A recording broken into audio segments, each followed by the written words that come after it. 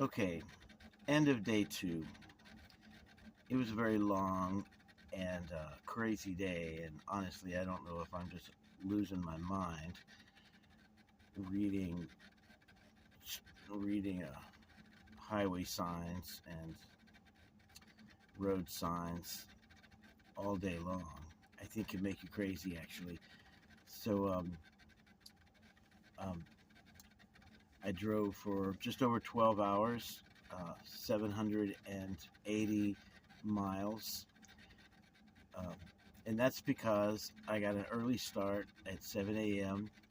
Uh, I woke up, got everything ready, and went to the local Starbucks in that little hick Alabama town, and I was explaining to the guy, probably about 25 or so, that I was traveling across country in the van and headed to California. And he goes, "Oh, really? Because I drove from California the other direction, of course." Um, and I was like, and I asked him some things about Long Beach because he's from that area. And before I left, I turned around and I said, "Just curious, why did you leave Long Beach, California, and go to Alabama?" And he goes, "Oh, I was headed to go, be with my brother, wherever his brother is, and his car broke down." That was like 2 years earlier, and since then he's been in this little podunk town, and I just had to laugh because it was so funny because I've been saying that for the last 3 months. When I tell people that I'm headed across country, I was like, well, you never know, wherever it is, the van breaks down is where I'm going to organize a transfer and be at that AutoZone because if the van breaks down and can't make it to California, I have no other choice but to just live in wherever it is that the van broke down. And I kind of said that like tongue in cheek because I thought it would be kind of funny. And that's exactly what happened to this guy. And if the van breaks down, that's exactly what's going to happen to me. I'm trying to spend my evenings in larger towns now just in case in the morning the van doesn't break. At least, I'll be in Oklahoma City and not Conyers, Mississippi, or who the fuck knows. Um, anyway, so it was a long day. It started out like that, at coffee, and was feeling good. Sun hadn't come up yet, and I get out on the highway and I'm driving, and just one thing after the other. I was thinking about that story about that guy, and I'm driving along, and I'm going to get these out of chronologic order because I can't really remember them in order. But one of the things was Muskogee, Oklahoma, which I just went through before Oklahoma City. Well, let me back up. 780 miles, Alabama, to Memphis. I got out I parked because I wanted to go to AutoZone headquarters, and my idea was to go in and see if I could get an audience with, the CEO of AutoZone, who just makes $10 million a year, and say, hey, introduce myself, maybe he'll adopt me, or, buy me a Chevy Colorado pickup truck or something. Who knows what? It's got so much fucking money. But anyway, so I got there. I found the building right on the water, right on the Mississippi River. Big glass front. It's a beautiful building. The only place I could find to park was along the side of the building. But as I drove past, all I saw was piles of window glass on the ground. And I made a video of it, and if I actually edit this, I'll put that in, where I was walking up that street. So none of the vehicles that were parked there at that time had smashed out windows, but there were 8 in this one little tiny little block, and it was tiny, uh, probably enough for 10 cars. There were 8 piles of glass where somebody had gone through and smashed out a window in a car to steal whatever's ever in the car. And I just decided I didn't want to park there. It just, the area, I was going to say the area didn't seem very sketchy, but it probably actually did. I probably wasn't looking around. But man, Memphis evidently has a crime problem. So I decided not to park and risk whatever might happen to my home, vehicle, and garage. So I took a couple of pictures, made a couple of videos, and kept moving. So after Memphis, you cross the Mississippi River into Mississippi, and then you turn northwest, and actually you turn northwest to get to Memphis. But then coming out, you come through Mississippi, and no, I'm screwing that up. Went through Mississippi first. It turned north to it's been a long day. Okay, give me a break. Turn north to Memphis. Out of Memphis, crossing the Mississippi River, we were in Arkansas. So a couple of funny things happened in Arkansas. First off, I saw 2 bear crossing signs, like, deer crossing, but with a bear. Hadn't seen one of those before. And that crunchy sound you hear over there, since I parked, my dashboard has been making that noise. Everything is off, just making a weird noise. I can't make it stop, so been going for about an hour now. I hope it's not going to run the battery. I have no clue what it is. Anyway, where was I? Mississippi. No, Arkansas. So, Arkansas, the bear crossing signs, that was weird. There were a lot of dead deer. I think I saw 8 or 10 dead deer. And I actually saw the truck that goes along the road and picks up the dead deer. Like the county truck or something. That was weird. What a weird job. So, yeah, came upon a town called Wiederkehr. Wiederkehr. I speak German, so I had to laugh, because that means in German, turn around. They named their town Turn Around, like, we don't want you here. I had to laugh at that, like, out loud. So, Wiederkehr. So I came upon a river with a sign, and I thought, like the Mississippi River, there's so many, like, Native American tribal names just all along the whole route that I've been taking. Like, every third sign is something you can't pronounce. And I, like the Mississippi River, that makes sense, because there's Mississippi and it's a river. But some of these rivers and creeks and stuff just have really stupid names. I came across one, and it was called Dirty Creek. And I just thought, well, that's very descriptive. I can close my eyes and I can get a picture of what that creek looks like from its name. Took me like 2 miles down the road before I realized it actually was a good name if it was a dirty creek. Dirty Creek. Who names these places? There are like a dozen funny names. I can't come up with them off the top of my head now because there are so many. So at one point it was dark out. Speed limit is 75. I was doing 65 because I was completely out of gas. I had pulled up the phone to look at the map and find the closest gas station, and the map popped up a bunch of results, but I had to have taken the exit that I was just like zooming past as that came up. I was like, well, I guess I missed those. Um, I've been driving long enough now that I know that in my 30-gallon gas tank, I get 288 miles.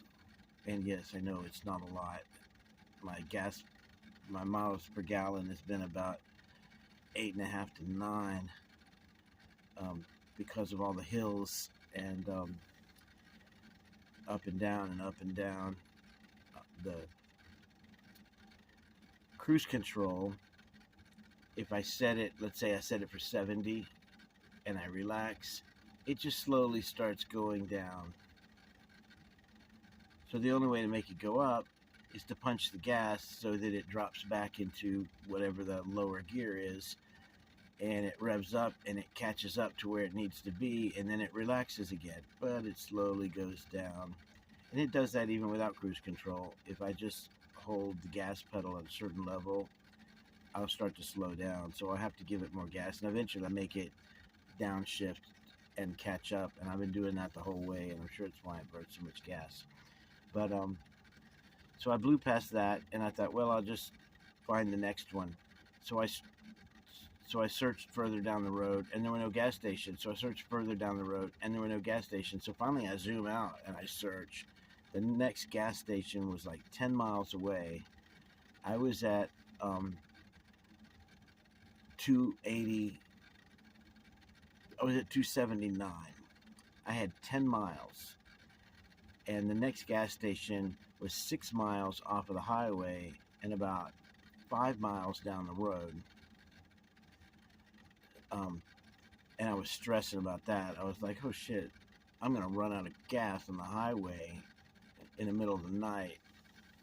And you don't want to be parked on the shoulder of Interstate 40 in the middle of the night, because when I say the speed limit is 75, that means everybody's doing 85 to 90. You just don't want to be asleep in your car on the side of the road when that happens. So I was kind of stressed, so I backed down the speed and to 65, and I was just cruising along. It was dark. There wasn't a whole lot of traffic, but then some cars come up behind me, and a car comes around me. A pickup truck, a white pickup truck, comes around me, gets right up parallel to me, maybe a little bit in front of me, and then starts turning into me. And in this van with the trailer, it's not like I can whip into another lane. You know, I can drift into another lane. I can't slam on the brakes. There just wasn't a lot I could do. This guy's careening over into me, and I look out the window at him. White truck, tinted windows, and it's a big truck, and that's so surreal. I guess he sees me, jerks the wheel, overcorrects, squeals his wheels as he peels away from me, but then he overcorrects again, comes back at me, and I can tell this guy's out of control at 85 miles an hour. He's out of control, and he's right next to me. So I hit the brakes pretty aggressively, but I didn't slam them, but pretty aggressively, and I start kind of rolling towards the shoulder on the right. And when he overcorrects, he comes right back at me, and I was so sure at that point that he was just going to plow the front of his pickup truck right into my driver door. And it was like in slow motion. But you could see the way the truck was bouncing. It was a big machine, and it's going really fast. And you don't realize how little control you have of your vehicle at 70, 80 miles an hour while you're texting or doing your whatever and not paying attention. You don't realize how little control you have until you lose control. And then you realize what 70, 80 miles an hour is really like in a half ton of steel and glass. Anyways, he came at me. He came within a foot of me. He came to where I couldn't see the lower part of his car anymore out my window. And just as I was sure he was just going to plow me, and I thought, okay, here it is. This is what I've been dreading the whole trip. He peeled back the other direction, spun a complete 180. So he's slowing down while he's doing that, obviously. Well, I'm slowing down too because I'm holding the brake. And everything that happened to that truck happened right out my driver's side window. So he spun around completely backwards. As he was spinning, he went up on the passenger side two wheels, almost 45 degrees. Just, he spun away. I'm over here, and he's over here. And that last turn, he spun away from me. He went up on two wheels, and I kind of cruised past him. And in my rearview mirror, I saw that as he went and turned completely 180 facing the other direction, he fell back on his wheels and didn't flip. And he ended up on the inside median, half in the median, half in the road. And I guess after all that, everybody else around had slowed down. I didn't look back, but I assume he didn't get plowed into by anybody else. But man, that was close. That was really close.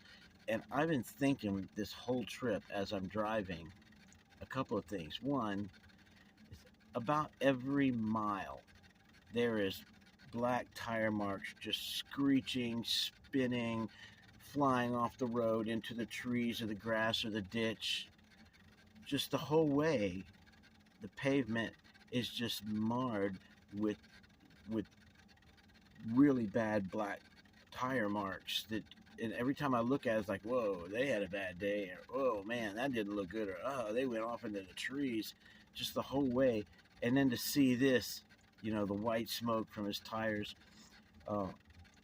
was like deja vu for every one of those scratch marks on the ground that I saw. And this was only in Alabama.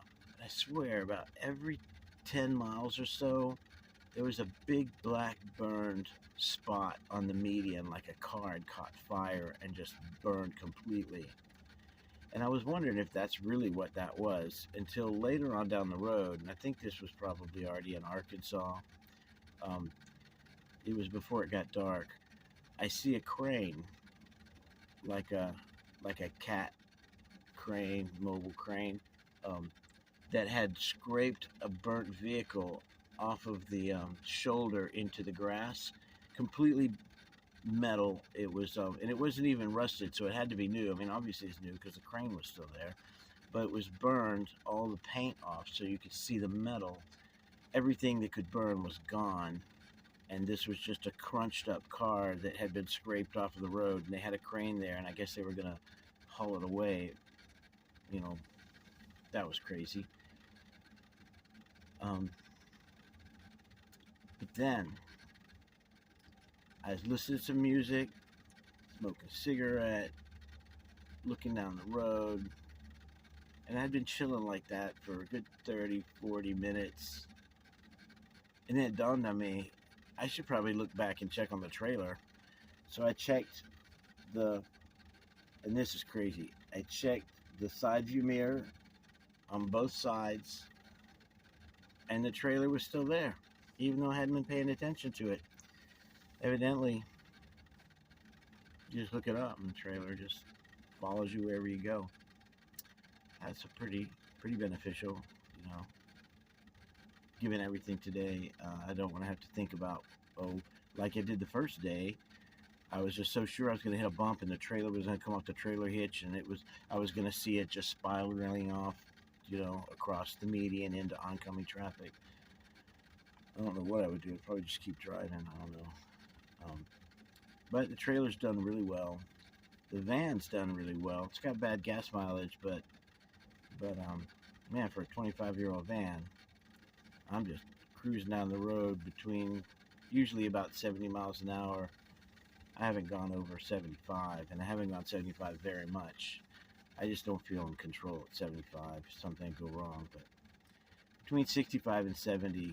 I feel like I got it. So um, that's how I've been. Um,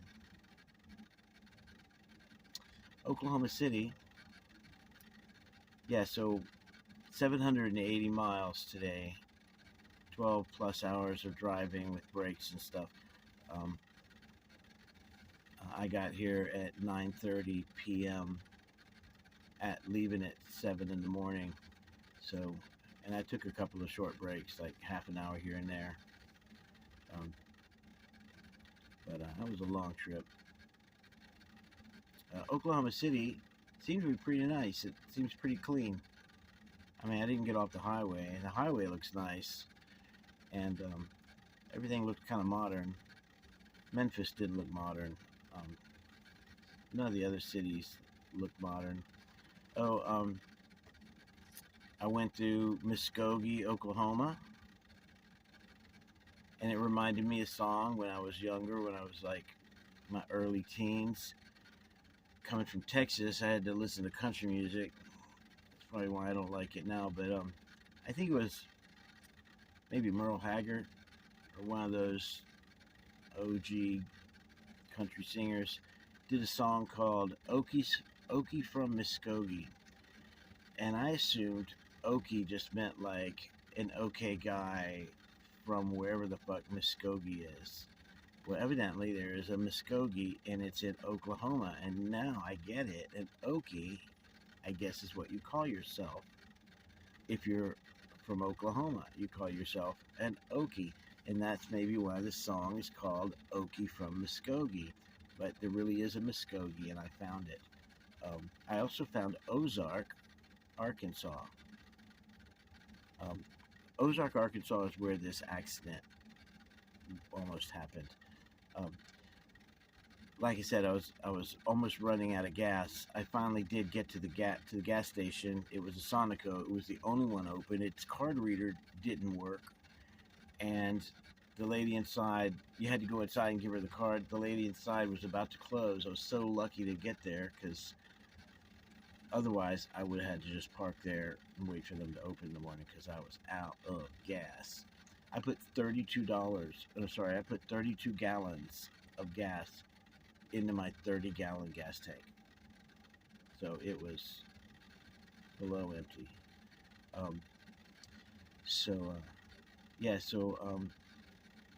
Ozark, and I was thinking, oh, Ozark, I should pull off the road if it wasn't dark already, and I wasn't out of gas, and find where they filmed the Ozark, TV show with Jason Bateman, and some other people, but Jason Bateman stars in it, and so I asked her about it, and she said, "Oh no, that's Ozark, Missouri." Good thing I didn't do that. So now I'm just past Oklahoma City. I'll be heading out in the morning. I'm not going to go so hard. 530 miles, I think, to Albuquerque, because I want to stop at I want to, but I probably won't, because I don't like to stop. But there's a lot of national parks out that way. New Mexico and Arizona have Painted Desert and Arches and Bryce, and actually I think Bryce is in Nevada. In that big ditch, Grand Canyon. So it would be interesting to stop at some of those, but I've done all those before in 1990, so I probably won't do that. But those are types of things that you do when you travel. But what I am going to do in Albuquerque is go find Walter White's house, because I hear that's a real thing. I hear you can go and see Walter White's house, because they even give his address in the show, and it's the real address of where the house is. But I'm going to Google it, because I can't remember what the address is. But I do know that the house is still there, and you can go see it. And I don't know what else. But it's going to be a short day tomorrow, because I want to spend some time in Albuquerque. I think it's an interesting town. And then from Albuquerque, past Flagstaff, all the way to the other side of Arizona. I don't know if I'll get into California day after tomorrow, but I think I'm gonna make this whole trip in 5 days. 2,500 miles. That's 500 miles a day. I could do it. Of course, I don't know what I'm gonna do once I get to Long Beach, since I haven't actually done my transfer yet. So it's supposed to take 2 weeks. I might be just parking in the AutoZone parking lot. I don't know. It'll probably take me all of 48 hours there before somebody steals the wheels off the van. Anyway, there were other really cool things that happened. I can't remember them now. Wiederkehren. If I was going to name a town, it would be called Go the Fuck Away.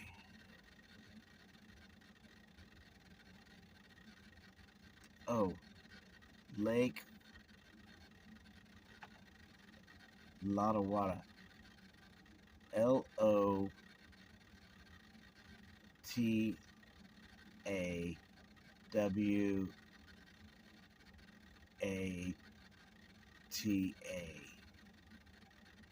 And as I drove past, it just looked like, to me, another one of those Native American names you can't pronounce. But that one kind of was easy to pronounce, because I try to pronounce them while I'm driving by. But I go by so fast, and some of them are like 15 letters long. But this was a short one, Lotawatta. I swear it took me 2 miles down the road of saying Lotawatta before it dawned on me. Lot of water. You name a lake, lot of water. Lotawatta. That was the name of the lake. Lake Lotawatta.